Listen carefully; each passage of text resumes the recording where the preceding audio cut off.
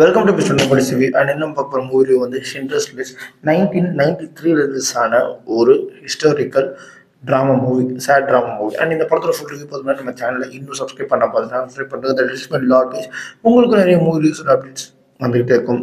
And படத்தோட கதை எங்கே ஆரம்பிக்குது அப்படின்னு பார்த்தீங்கன்னா, ஃபர்ஸ்ட் வந்து இந்த படத்தை வந்து இந்த வேர்ல்டு வார் 2 டைமில் வந்து ஜெர்மன்ஸ் வந்து கார்காவ் அப்படின்னு சொல்லப்படுற ஒரு இடத்த ஆக்குபை பண்ணியிருக்காங்க. அங்க இருக்கிற ஜூஸை வந்து ரொம்பவுமே அடிமைப்படுத்தி கொன்று குவிச்சுக்கிட்டு இருக்காங்க. எந்த அளவுக்கு அப்படின்னு பார்த்தீங்கன்னா, சும்மா போர் அடிக்கும் போதெல்லாம் சுட்டு தள்ளுற மாதிரி ஒரு நிறைய சீன்ஸ் வருது. இந்த படத்தை வந்து நீங்கள் பார்க்குறீங்கன்னா வந்து வீக் ஹார்ட்டடாக இருந்தீங்கன்னா தயவுசெய்து இந்த படத்தை பார்க்காதீங்க. ஏன்னா அந்த அளவுக்கு ஒரு எமோஷ்னல் அட்டாக் இந்த படத்தில் இருக்கும். ஸோ இதே மாதிரி தான் வந்து நிறைய விஷயங்கள் நடக்குது. நிறைய பேர் வந்து அங்கே ஒழிஞ்சிக்கிறாங்க. ஸோ அவங்களையும் வந்து வேற எங்கேயோ வந்து வேலைக்கு அனுப்புகிறான் அப்படின்ற அந்த ஒரு பொய் மாதிரி சொல்லி அவங்க வந்து வேற ஒரு ஊருக்கு அனுப்பிச்சு அங்கேயும் வந்து கொள்றாங்க. ஸோ இந்த மாதிரி தான் விஷயங்கள் நடந்துக்கிட்டே இருக்கு. இப்படி இருக்கிற ஒரு இடத்துல ஆஸ்கர் ஷிண்ட்லர் அப்படின்னு சொல்ல போற ஒருத்தர் வந்து ஒரு பெரிய பணக்காரர் நாஜி பார்ட்டில இருக்காரு. அண்ட் அவர் வந்து ஒரு ஃபேக்ட்ரி ஆரம்பிக்கிறாரு. அந்த ஃபேக்ட்ரிக்கு ஒர்க்கர்ஸ் வேணும் அப்படின்னு சொல்லி அந்த ஒர்க்கர்ஸ் வந்து ஒரு 100 பேரோ 200 பேரோ அந்த ஒர்க்கர்ஸை வந்து ஹையர் பண்ணி அவங்கள வந்து நல்லா பார்த்துக்கிறாரு. பட் அவங்க ஓகேங்களா, ஜூஸ் தான் கொள்ளுவாங்க. ஸோ வந்து இந்த விஷயங்கள் வந்து இன்னும் நடந்துகிட்டே இருக்கு. ஒரு மாதிரி கொன்று குவிச்சு தள்ளிக்கிட்டே இருக்காங்க.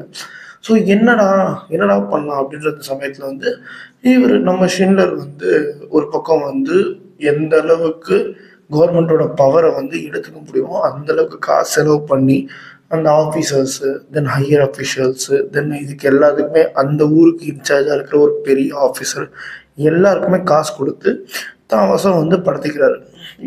எல்லாமே ஒரு பக்கம் நடந்துட்டு இருக்கு. அப்போன்னு பார்த்து நம்ம ஷிண்ட்லர் வந்து இந்த கொடுமைகள்லாம் வந்து தூரத்துலேருந்தே பார்க்கும்போது இந்த மக்களுக்கு எதையாவது பண்ணியே ஆகணும் அப்படின்னு சொல்லிட்டு ஒரு முடிவு எடுக்கிறாரு. தென் அதுக்கு நிறைய முயற்சிகளும் பண்ணுறாரு.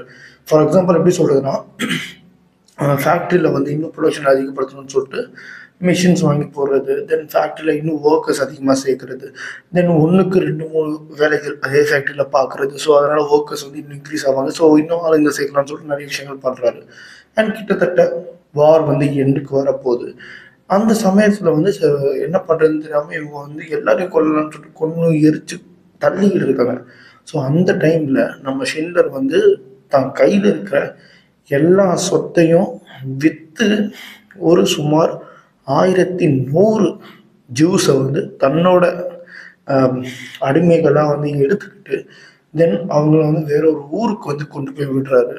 தென் அதுக்கப்புறம் ஒரு ரூல் போடுறாங்க, இந்த மாதிரி ஜெர்மன்ஸ் வந்து தன்னோட சொத்து எல்லாத்தையுமே வந்து கொடுத்துட்டு அவங்க பண்ண தப்புகளுக்கு தண்டனை அனுப்பிக்கணும் அப்படின்னு சொல்லிட்டு தென் ஷிண்ட்லர் வந்து இத்தனை பேரை காப்பாற்றிட்டு தென் போறாரு. அவர் ஒரு ஜெர்மனி இருந்தார். ஸோ அவரை வந்து கூட்டிகிட்டு போகிற அந்த சமயத்தில் வந்து அந்த சீன் வந்து உண்மையாகவே எனக்கு ரொம்ப பிடிச்ச சீன் படத்தில். அவர் வந்து இந்த மாதிரி எல்லாரையும் பார்ப்பாரு, ஒரு ஜென்ரேஷனே வந்து காப்பாற்றிக்கிட்டு இருப்பாரு. தென் வந்து அவங்க வந்து கோல்டில் வந்து ஒரு ரிங் செஞ்சு அந்த ரிங்கில் வந்து ஒரு குவாட் ஒன்று இருக்கும். யார் ஒருத்தனை காப்பாற்றுறானோ அவன் உலகத்தை காப்பாற்றணும் அப்படின்ற மாதிரி ஒரு குவாட் இருக்கும். அந்த ரிங்கை பார்த்தோன்னே நம்ம ஷிண்ட்லர் வந்து உடஞ்சி அழுகுறாரு. ஏன்னா படம் ஃபுல்லாகவே ஷிண்ட்லர் அழுகிற மாதிரி காமிச்சே இருக்க மாட்டாங்க. அந்த ஒரு சீனில் வந்து அவர் உடஞ்சி அழும்போது அவர் எதை நினைச்சு அழுவார் அப்படின்னு பார்த்தீங்கன்னா, தான் வந்த கார் வச்சு இன்னொரு 10 பேரை கொண்டு வந்திருக்கலாம். தென் அவர் வந்து நாஜி சிம்பிள் போட்ட ஒரு பேட்ச் இருக்கும், அது கோல்டு. ஸோ இதை நான் நெகோஷியேட் பண்ணி ஒருத்தர் 2 பேரை வந்து நான் கூப்பிட்டு வந்திருப்பேன் அப்படின்ற மாதிரி உடஞ்சி அழுகிற அந்த விஷயம் இருக்குல்ல, சூப்பர் டாப் நாட் சீன். அது செம்ம சீன். அதுக்கப்புறம் படம் முடிஞ்சதுக்கப்புறம் மக்கள்லாம் ரிலீவ் ஆனதுக்கப்புறம் அந்த ஃபுட்டேஜை மட்டும் கலரில் காட்டுவாங்க. மீதி மொத்த படமும் பிளாக் அண்ட் ஒயிட்டில் இருக்கும். தென் அதுக்கப்புறம் ஆஸ்கர் ஷிண்ட்லருக்கு அவங்க கொடுத்த மரியாதைகள் அது எல்லாத்தையுமே அந்த படத்தில் காமிச்சிருப்பாங்க. ஒரு பர்ஃபெக்ட் ஃபிலிம். என்ன கேட்டிங்கன்னா, எல்லாருமே இந்த படத்தை வாழ்க்கையில் ஒரு தடவையாவது பார்த்துருக்கணும். படம் பெருசு தான், 3 ஹவர் படம் தான். இருந்தாலும் கண்டிப்பாக இந்த படத்தை பார்த்தே ஆகணும். உண்மையாகவே சூப்பராக எடுத்திருக்காங்க. செம்ம படம். இந்த படத்தில் குறை இல்லை, இருந்தாலும் என் கண்ணுக்கு தெரியல. அதனாலேயே இந்த படத்துக்கு நான் ஒரு 5 அவுட் ஆஃப் 5 டோனர்ஸ் தருவேன். இதுதான் நான் ஃபஸ்ட் டைம் ஒரு படத்துக்கு 5 தருது. ஏன்னா எனக்கு அந்த அளவுக்கு இந்த படத்தை பிடிச்சிருக்கு. சூப்பர் படம். கண்டிப்பாக எல்லாருமே இந்த படத்தை பாருங்கள். அண்ட் இதே மாதிரி மூவி பார்க்கணும் நம்ம சேனலில் சப்ஸ்கிரைப் பண்ணுங்கள். நான் தான் மிஸ்டர் நோபடி. நிறைய speaker. Bye. Have a great day.